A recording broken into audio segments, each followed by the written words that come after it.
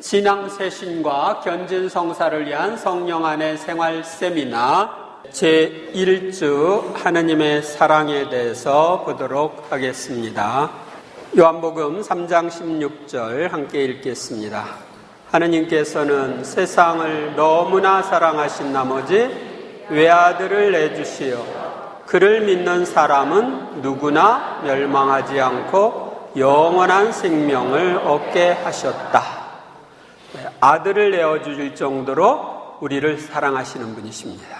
하느님과 그리스도교 신앙에 대한 그릇된 생각은 하느님이 주고자 하시는 성령 안의 복된 삶을 발견하는 데 장애가 됩니다.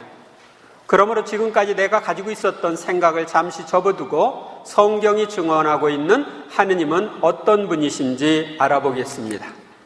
원래는 제가 하는 교재에서는 이 교재 문제를 성경을 찾아가지고 와서 풀어보고 서로 답 주거니 받거니 하고 그러는데 여기서는 제가 답까지 다 써갖고 왔습니다. 먼저 제1일 창조주이신 하느님의 사랑, 이사야서 45장 12절, 바로 내가 하늘과 땅을 만들었고 그 위에 있는 인간을 창조하였다. 하느님께서 우리를 창조하셨죠. 그래서 처음에 하늘과 땅을 창조하신 분은 누구이십니까? 하느님.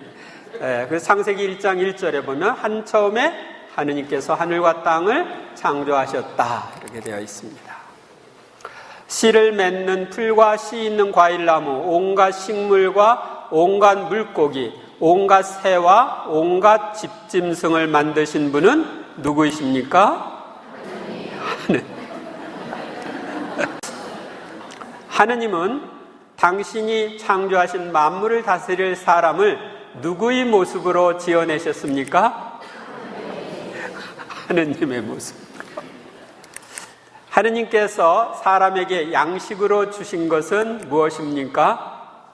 하느님께서 말씀하시기를 이제 내가 온 땅 위에서 씨를 맺는 모든 풀과 씨 있는 모든 과일나무를 너희에게 준다.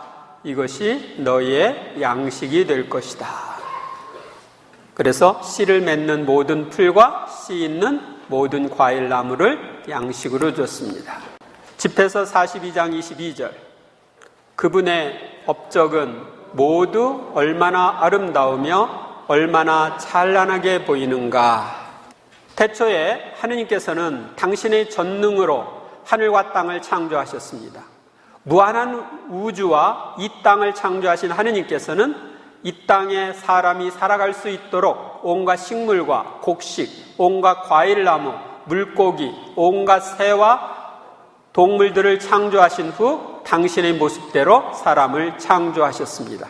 그래서 우리는 하느님을 창조주라고 부릅니다. 창조한 주인. 여러분들은 진화론 얘기를 세상에서 듣죠? 저절로 생길 수는 없습니다. 여러분들이 제가 들고 있는 마이크 저절로 생겼다 그런 사람 있으면 뭐라고 해요? 병원에 가봐라. 정신병원에 가봐라 그러겠죠. 근데 이 마이크보다 더 오묘하게 만들어진 게 우주 만물이죠. 근데 그거 저절로 생겼다? 있을 수가 없는 일입니다. 창조주신 하느님은 사람을 사랑하시어 당신이 창조하신 만물을 다스릴 권한을 주셨고 온갖 곡식과 과일을 양식으로 주셨습니다. 그러므로 매일 우리가 먹는 음식은 하느님께서 마련해 주신 사랑의 선물입니다. 음식뿐만 아니라 내 생명의 숨결도 하느님께서 주신 사랑의 선물입니다. 나를 이 세상에 태어나도록 하시기 위하여 당신 창조사의 협력자로 나의 부모님을 선택하셨고 어머니 뱃속에서 나를 빚어주신 분은 하느님이십니다. 엄마가 오늘은 얘 귀를 만들어줄까? 척. 내일은 코를 만들어줄까? 척. 이렇게 해서 만드셨어요? 아니었죠? 우리가 음식을 만든다든지 뭘 작품을 만들 때는 우리 손이 가죠. 근데 여러분들이 손으로 자식을 안 만들었죠. 하느님이 어머니의 태를 빌어서 만드신 거예요. 이 창조과학이라고 하는 게 있습니다. 창조과학. 우리 여러분들이 유튜브 같은 데 보면은 김명현 카이스트 교수가 이 창조과학에 대한 강의를 하고 있는데 한번 들어보세요. 그러면 하느님이 창조주이심을 확신할 수 있을 것입니다. 우리는 나를 낳아주신 부모님과 가족, 친지들, 주위 환경들을 통해서도 하느님 사랑의 손길을 느낄 수 있고, 나에게 주신 수호 천사를 통해서도 하느님의 사랑을 느낄 수 있습니다. 내 몸의 신비로움은 나를 창조해 주신 분이 바로 하느님이심을 증거해 주고 있습니다. 하느님은 바로 나를 사랑하시어 나를 만들어 주신 나의 창조주이시며 나의 주님이십니다.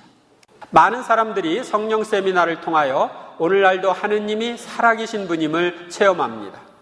어떤 분들은 성령 세미나 때 안수를 받은 후에 세상이 달라 보인다고 합니다.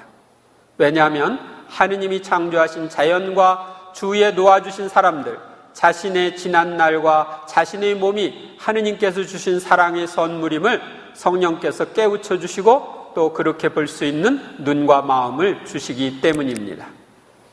시편 읽겠습니다. 정령, 당신께서는 제 속을 만드시고 제 어머니 뱃속에서 저를 엮으셨습니다.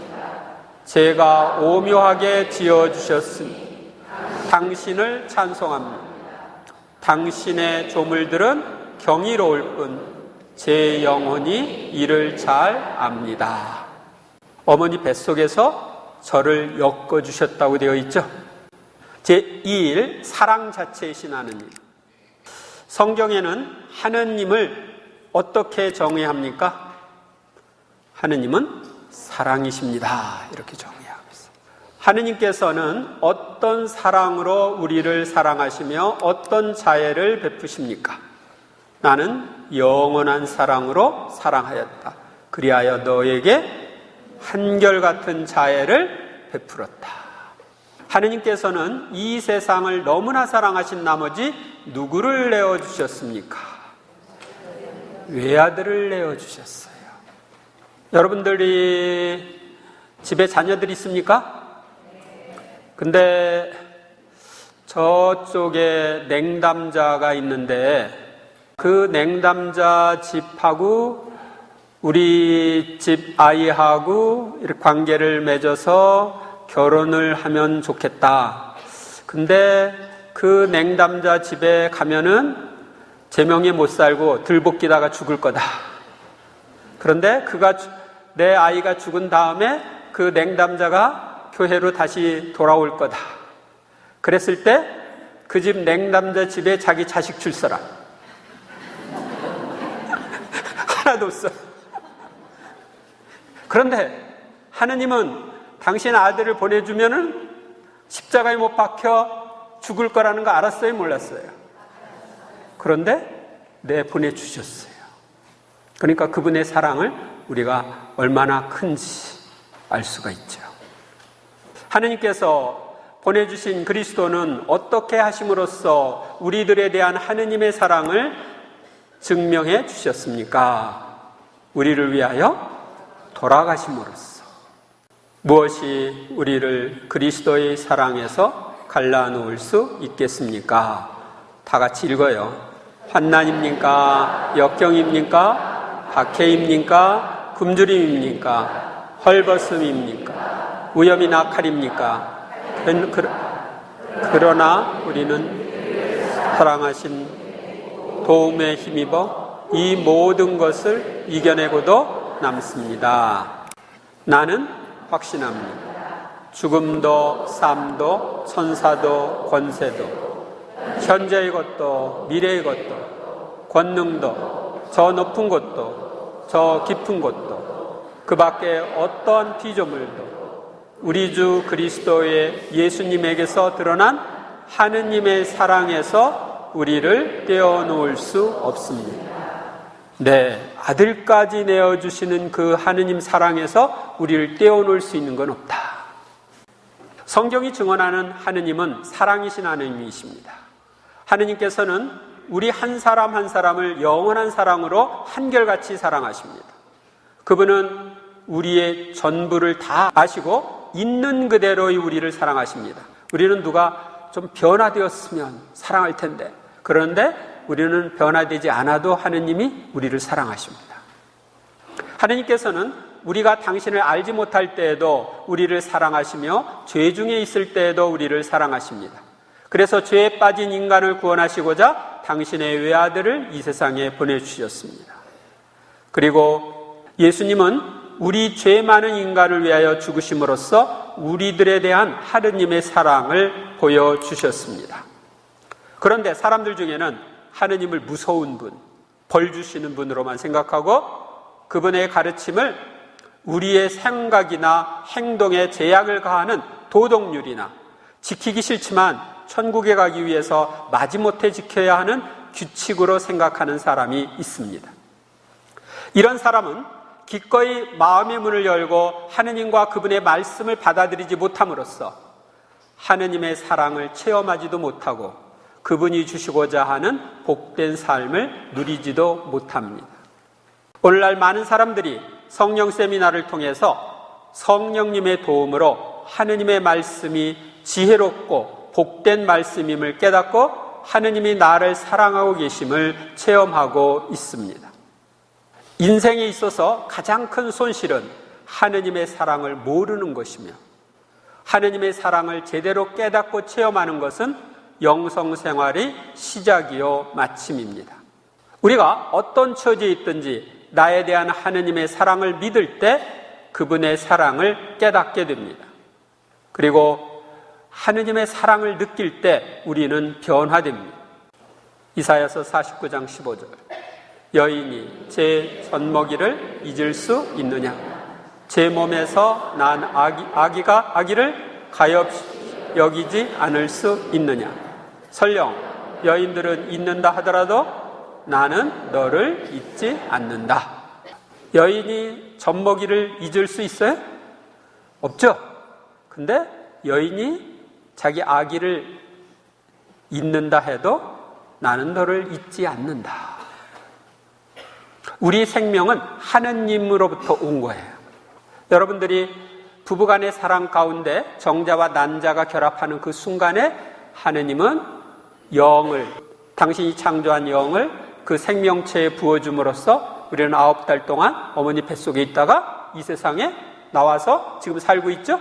그러니까 내 영을 직접 창조하셔서 그 생명체에 부어줬고 그 생명체는 하느님이 정해놓으신 자연 법칙에 순응해서 뱃속에서 점점 커오는 거예요. 그 자연 법칙을 주관하시는 분도 하느님이시죠. 그래서 나는 다 하느님으로부터 왔고 내 건 다 하느님 거예요. 내 생명은 하느님의 생명으로부터 왔기 때문에 서로 연결되어 있습니다. 그러니 하느님이 우리를 잊을 수가 없죠. 제3일 인간을 자녀로 삼아주시는 하느님. 에베소서 1장 5절에서 6절 예수 그리스도를 통하여 우리를 당신의 자녀로 삼으시기로 미리 정하셨습니다. 이는 하느님의 그 좋으신 뜻에 따라 이루어진 것입니다. 그리하여 사랑하시는 아드님 안에서 우리에게 베푸신 그 은총의 영광을 찬양하게 하셨습니다.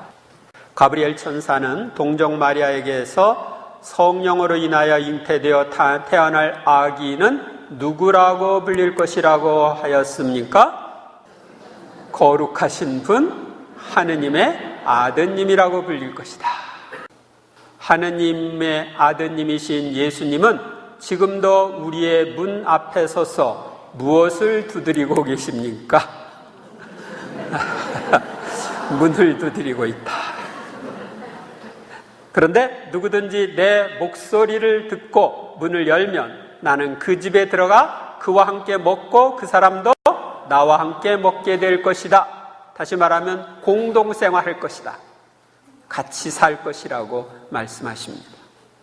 예수님께서는 우리를 사랑하시어 당신을 받아들이는 이들, 당신의 이름을 믿는 모든 이에게 무엇이 되는 권한을 주셨습니까? 하느님의 자녀가 되는 권한을 주셨어요.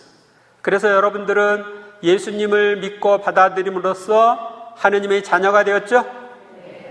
자녀 아닌 사람 한 번도 손 든 사람이 없어요. 다 자녀예요. 우리가 하느님의 자녀이기 때문에 하느님께서는 우리 마음 안에 누구를 보내주셨습니까? 당신 아드님의 영, 곧 성령을 보내주셨습니다. 그러니까 우리는 성령을 통해서 예수님의 영인 성령을 나도 받음으로써 나도 예수님처럼 하느님의 자녀의 위치에 올라간 거예요. 로마서 8장 15절. 여러분은 사람을 다시 두려움에 빠뜨리는 종살이의 영을 받은 것이 아니라 여러분을 자녀로 삼도록 해주시는 영을 받았습니다. 이 성령의 힘으로 우리가 아빠, 아버지 하고 외치는 것입니다. 그러니까 하느님께서 보내주신 성령, 그 성령을 통해서 우리는 하느님을 아빠, 아버지 이렇게 부르는데, 여러분들이 아빠, 아버지 아이들이 부를 때는 아빠에 대한 느낌을 가지고 불러요? 그냥 불러요? 어떤 느낌, 정을 가지고 부르죠? 아빠라는 걸 느끼면서, 아, 저분이 우리 아빠야. 그걸 느끼면서 아빠하고 부르는 거죠? 근데 여러분들이 하느님을 아빠, 아버지 부를 때 그렇게 정을 느끼면서 부르시나? 아, 나 아닌 것 같다. 이런 분들은 문제가 있습니다. 부자 간에 문제가 있는 거예요. 그런데 이렇게 정으로, 정이 담긴, 사랑이 담긴 목소리로 아빠, 아버지 이렇게 부를 수 있도록 도와주는 분이 누구예요? 성령이에요. 성령의 힘으로 우리가 아빠, 아버지 부를 수 있는 거예요. 하느님의 아드님이신 분이 성모님 안에서 사람의 모습을 취해 오신 목적은 인간과 친밀한 관계를 맺고 인간을 하느님께 인도하여 하느님의 자녀가 되도록 하기 위해서입니다. 예수님은 지금도 이러한 일을 하기 위해서 우리와 개인적이고 친밀한 1대1의 관계를 맺고자 우리 마음의 문을 두드리고 계십니다.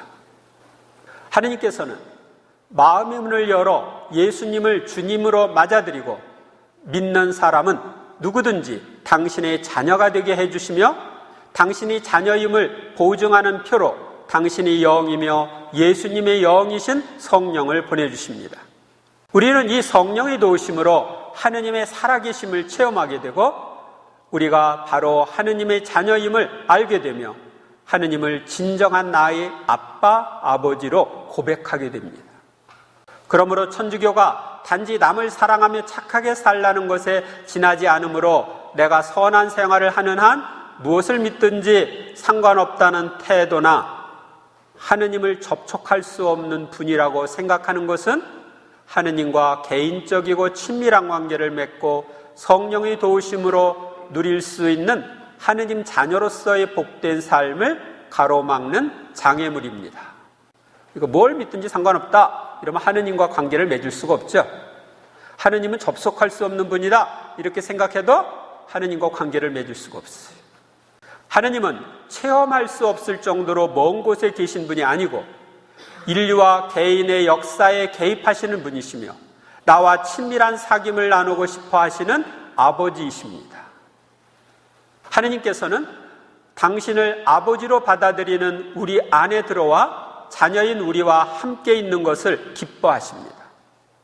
그리고 하느님께서는 우리 모두를 자녀로 삼아 우리와 사랑을 주고받는 아버지, 이런 아버지가 되고 싶어 하십니다. 여러분들이 이 부분에 대해서 보시려면은 아버지 영광을 위한 삶이라는 책이 있습니다. 아버지의 영광을 위한 삶. 이것은 마더 에우제니아라고 하는 수녀님이 하느님 아버지께로부터 받은 메시지인데 거기서 보면은 하느님 아버지께서 우리를 얼마나 사랑하시는지 아주 잘 나와 있습니다. 우리는 성령 세미나를 통하여 하느님이 나의 기도에 응답해 주시는 아버지이심을 체험할 수 있습니다. 세상 아버지로부터 상처를 많이 받은 분들은 아버지를 용서하고 아버지로부터 받은 마음의 상처를 치유해 주시도록 기도해야 합니다. 그랬을 때 우리는 나를 사랑하시는 아빠인 하느님을 체험할 수 있고 그분의 사랑을 체험할 수가 있습니다. 아버지랑 관계가 불편했던 분들은 하느님 아버지 그러면 과거 자신의 아버지랑 연결되어 가지고 정이나 사랑이 안 갈 수가 있어요.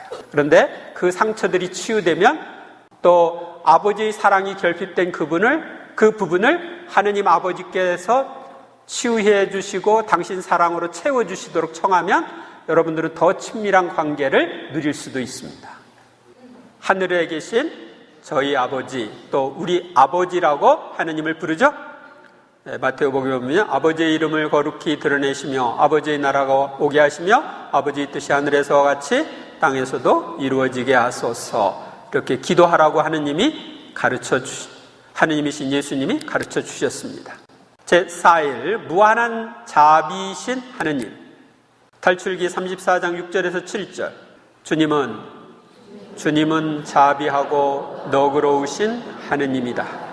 분노에 더디고 자애와 진실이 충만하며 천대에 이르기까지 자애를 베풀고 죄악과 악행과 잘못을 용서한다.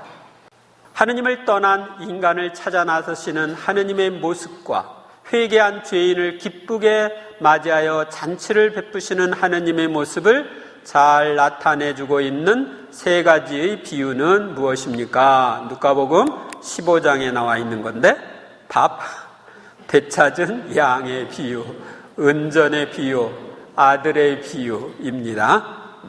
작은 아들, 돌아온 아들 아시죠? 옛날엔 탕자의 비유 이렇게 했죠. 하느님께서 아들을 세상에 보내신 목적은 무엇입니까? 세상이 아들을 통하여 구원을 받게 하려는 것이다. 세상을 구원하러 오신 예수님이 최후의 만찬 때 당신의 몸과 피를 우리의 음식으로 내어주시는 성체성사를 세우시면서 하신 말씀을 적으십시오. 거기에 보면은 빵을 떼어주실 때는 받아 먹어라. 이는 내 몸이다. 이렇게 하셨고, 잔을 들어 감사를 드리신 다음에는 모두 이 잔을 마셔라. 이는 죄를 용서해 주려고 많은 사람을 위하여 흘리는 계약의 피다. 전에는 이제 모든 사람이라고 했다가 요즘에 그 미사경보에서 많은 사람이라고 바뀌었죠. 이 성경에 많은 사람이라고 되어 있기 때문에 바꾼 거예요. 그 많은 사람에는 모든 사람도 포함된다. 이렇게 생각하시면 됩니다. 예수님께서는 사랑하는 우리를 위하여 무엇을 내놓으셨습니까? 그분께서는 우리를 위하여 당신 목숨을 내어놓으신 그 사실로 우리는 사랑을 알게 되었습니다. 여러분들이 목숨을 내놓는 것보다 더 큰 사랑이 있어요? 없죠? 그래서 벗들을 위해서 목숨을 내놓는 것보다 더 큰 사랑은 없다고 예수님은 요한복음 15장 13절에서 말씀하십니다. 요한복음 19장 26절, 27절. 예수님께서는 당신의 어머니와 그 곁에 선 사랑하시는 제자를 보시고 어머니에게 말씀하셨다. 여인이시여, 이 사람이 어머니의 아들입니다. 이어서 그 제자에게 이분이 내 어머니시다 하고 말씀하셨다. 그때부터 그 제자가 그분을 자기 집에 모셨다. 구약 성경에서는 우리가 섬기는 하느님이 자비롭고 너그러우신 하느님, 자애와 진실이 충만하며 수천대에 이르기까지 자애를 베풀고 죄악과 악행과 잘못을 용서하시는 하느님이라고 말합니다. 구약 성경에 보면 하느님을 섬기는 백성들이 계속 하느님의 말씀에 불순종하고 하느님을 떠나 주변에 있는 다른 민족들이 섬기는 우상을 섬기는 죄를 거듭지어 불행에 빠집니다. 그러나 그들이 잘못을 뉘우치고 당신께 돌아올 때는 언제나 죄를 용서해 주시고 불행에서 건져주시는 자비하신 하느님을 볼 수가 있습니다. 판관기 같은데 잘 나와 있죠. 우리는 오늘날도 죄인인 나를 무한히 사랑하시고 죄를 뉘우치며 용서를 청할 때마다 조건 없이 죄를 용서해 주시는 자비하신 하느님의 사랑을 느낄 수 있습니다. 여러분들이 세례를 받을 때 죄를 용서받았죠? 고해성사를 받을 때마다 죄를 용서받고 있죠? 근데 혹시 죄 용서받기 위해서 돈 냈어요? 죄 용서받기 위해서 감옥에 갔어요? 대가를 지불하지 않고 공짜로 용서해 줬죠? 그래요, 안 그래요? 어떻게 했습니까? 잘못했다고 용서해달라고 하니까 공짜로 용서해 주신 거예요. 여기서 우리는 하느님의 자비를 알 수가 있습니다. 여러분이 죄를 용서받고 난 다음에는 마음에 평화가 오죠. 고해성사 받기 전에는 좀 마음이 보챘는데 용서받고 나니까 마음에 평화가 와. 왜 그래요? 고해성사 때 죄가 없어졌으니까. 그래서 우리는 고해성사를 통해서도 살아계신 주님을 느낄 수가 있는 거예요. 무한히 자비하신 사랑의 하느님께서는 죄에 빠진 우리를 구원하시고자 당신의 외아들을 이 세상에 보내주셨습니다. 하느님의 파견을 받아 이 세상에 오신 예수님께서는 되찾은 양의 비유와 되찾은 아들의 비유를 통해 죄인을 찾아 나서시는 하느님, 회개한 죄인을 조건 없이 용서해 주시는 자비하신 하느님의 모습을 감명 깊게 전해주셨습니다.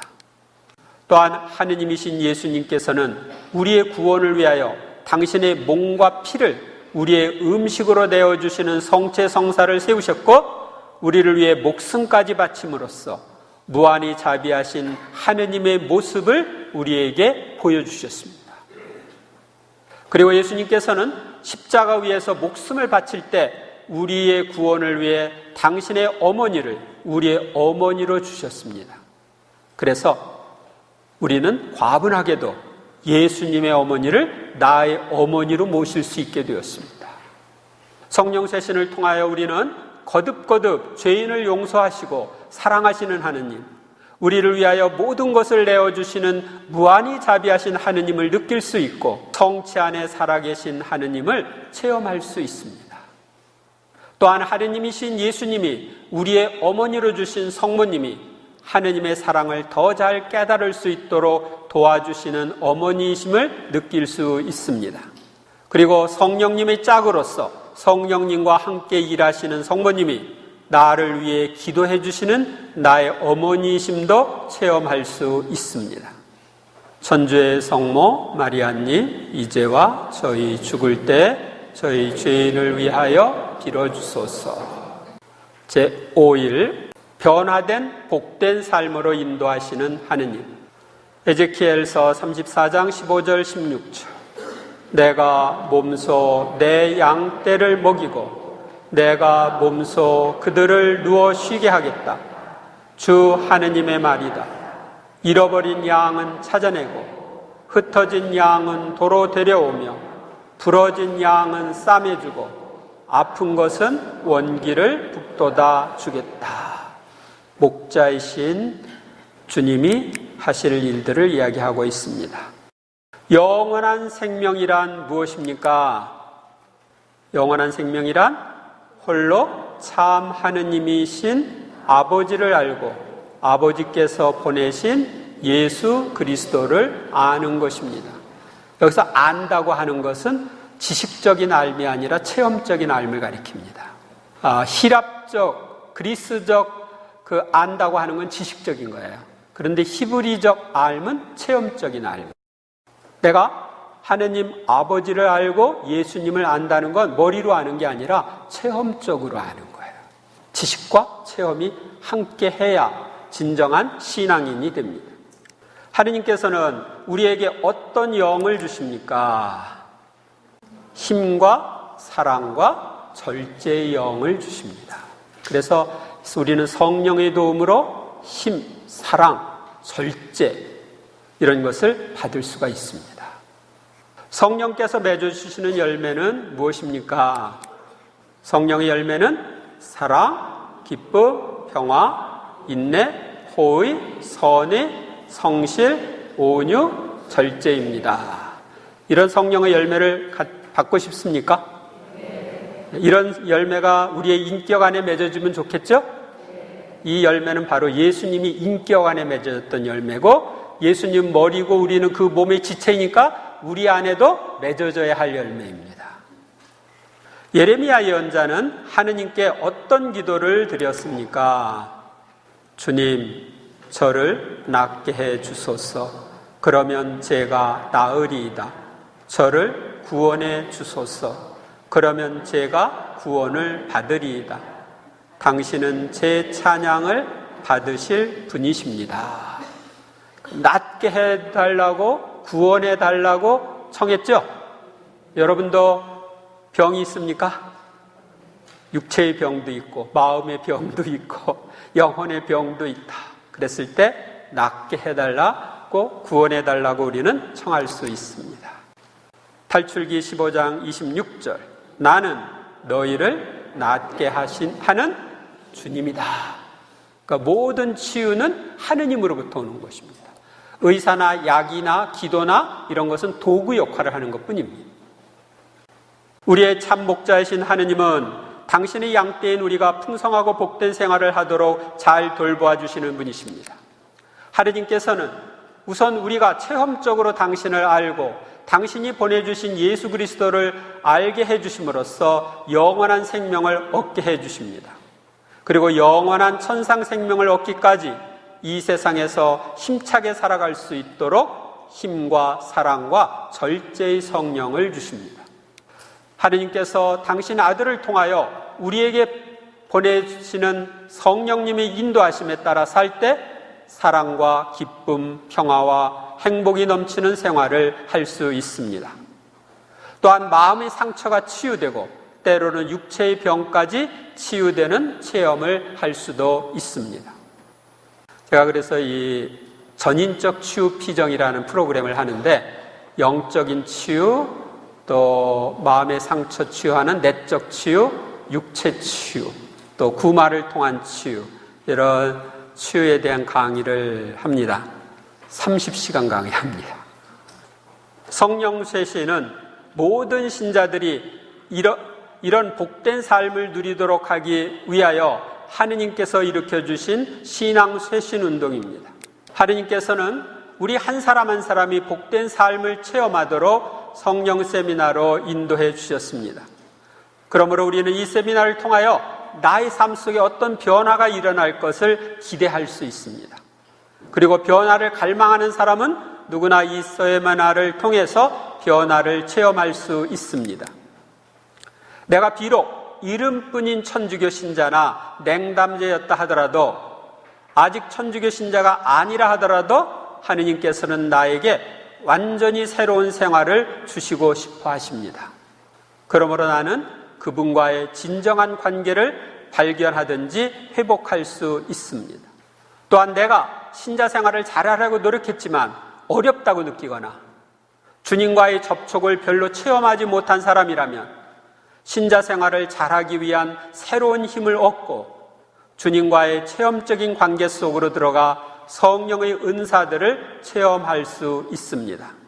그리고 내가 이미 주님과의 체험적인 관계 속에서 살고 있거나 성령 충만을 위한 안수기도를 받은 사람이라면 주님과의 더욱 깊은 체험적인 관계 속으로 들어가게 되고 더욱 깊은 성령 안의 생활로 인도될 수 있습니다. 고린토전서 2장 9절, 어떠한 눈도 본 적이 없고 어떠한 귀도 들은 적이 없으며 사람의 마음에도 떠오른 적이 없는 것들을 하느님께서는 당신을 사랑하는 이들을 위하여 마련해 주셨다.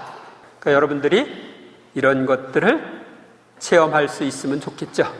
그동안에 성령 세미나 받으셨던 분, 손들을 받으셨던 분, 네, 손 내리세요. 안 받으셨던 분 손 들어보세요. 네, 안 받은 분들 훨씬 많네. 손 내리세요. 성령 세미나는 여러 번 받을 수 있어요. 저는 몇 번 받았을까요? 처음에 1975년에 첫 번 받았어요. 75년 3월에. 그러니까 지금 44년 됐죠? 44년 동안 제가 아마 성령 세미나 한 100번은 받은 것 같아요. 그런데 세미나를 받을 때마다 새로운 것들을 계속 체험했어요. 그러니까 성령 세미나 처음 받을 때보다 지금 제 상태는 100배 이상 체험한 그런 상태입니다. 이렇게 변화되려면 협력을 해야 돼요. 변화를 위한 협력. 시편 119편 147절 8절, 새벽부터 일어나 도움을 청하며 당신 말씀에 희망을 둡니다. 제 눈이 야경꾼보다 먼저 깨어 있음은 당신 말씀을 묵상하기 위함입니다. 아침부터 말씀 묵상하라는 거죠. 주님께서는 어떤 사람에게 풍성한 은혜를 베푸십니까? 당신을 받들어 부르는 모든 이에게 풍성한 은혜를 베푸십니다. 베로이아의 유다인들은 무엇을 아주 기꺼이 받아들이고 그것이 사실인지 알아보려고 날마다 무엇을 연구하였습니까? 그곳 유다인들은 데살로니가 유다인들보다 점잖아서 말씀을 아주 가까이 받아들이고 그것이 사실인지 알아보려고 날마다 성경을 연구하였다. 시편 119편의 저자는 온종일 무엇을 묵상하였습니까?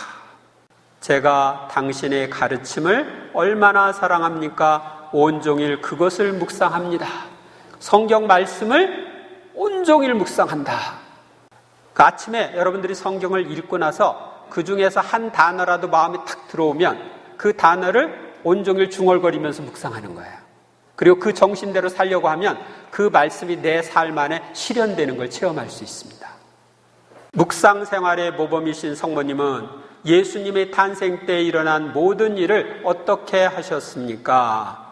그러나 마리아는 이 모든 일을 마음속에 간직하고 곰곰이 되새겼다. 그러니까 마음속에 간직하고 곰곰이 되새기는 것, 묵상하는 것, 이것은 성모님의 모범이에요. 그러니까 여러분들이 그렇게 하면 성모님을 따르는 거예요. 예레미야서 29장 13절, 너희가 나를 찾으면 나를 만나게 될 것이다. 온 마음으로 나를 구하면 내가 너희를 만나 주겠다. 그러니까 앞으로 주님을 찾겠습니까? 온 마음으로 그분을 구하겠습니까? 그러면 어떻게 돼요? 그분을 만날 수가 있는 거예요. 만나주겠다. 그냥 통과 의례로 신부님이 참석하려니까 마지못해서 참석하면 별로 체험이 없어요. 근데 적극적으로 내가 이번 세미나를 통해서 주님을 좀 체험하고 싶다, 만나고 싶다, 이런 각오로 여러분들이 열심히 기도하면서 앞으로 나가세요. 시편 1편 2절에서 3절, 주님의 가르침을 좋아하고 그분의 가르침을 밤낮으로 되새기는 사람, 그는 시냇가에 심겨 제때 열매를 매며 잎이 시들지 않는 나무와 같아 하는 일마다 잘 되리라. 하는 일마다 잘 되고 싶어요?